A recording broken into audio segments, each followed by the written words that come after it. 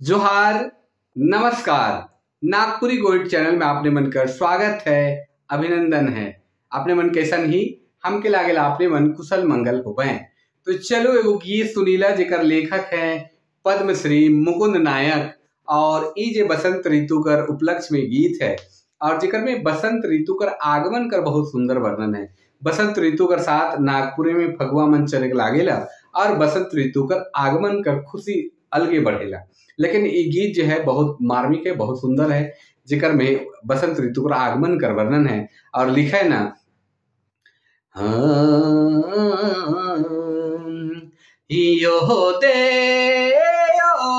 रे कोयली बन बोले, लारे कोयली बन बोले ला।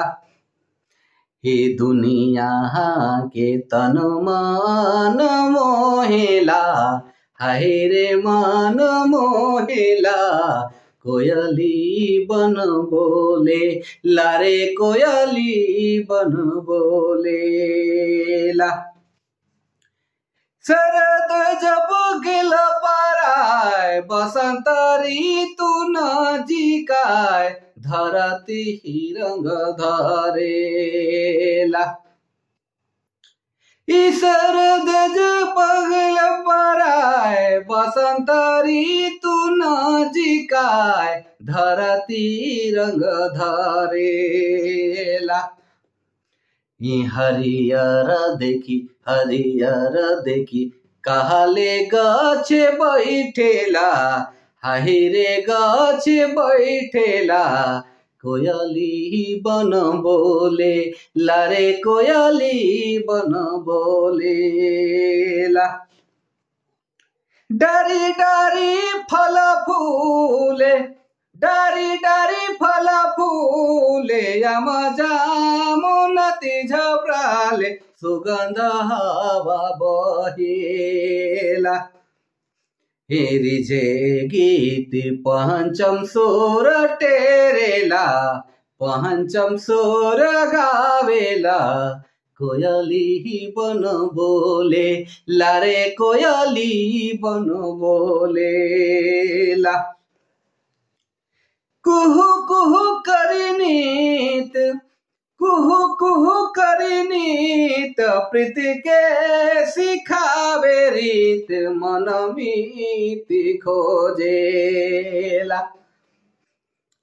ई कुहू कुहू करिनीत, कुहू कुहू करिनीत, प्रीति के सिखावे रीत, मन मीति खोजेला।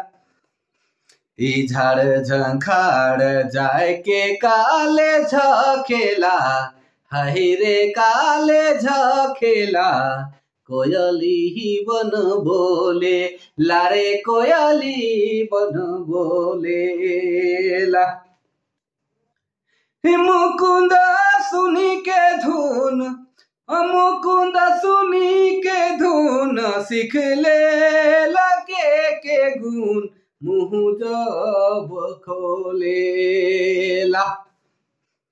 मधुर बात करे यू तो कहेला, हाय रे यू तो कहेला, कोयली बन बोले, लारे कोयली बन बोलेला।